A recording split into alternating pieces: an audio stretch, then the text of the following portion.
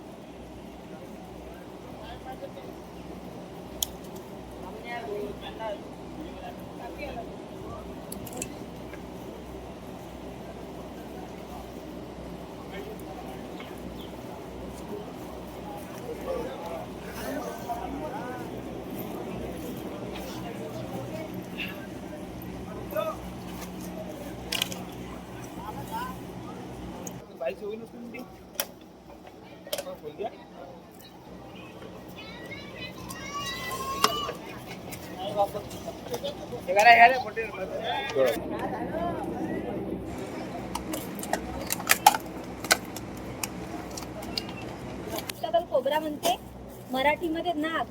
आणि हा जर साप चावला ना तर 3 तासात माणसाचा मृत्यू होते.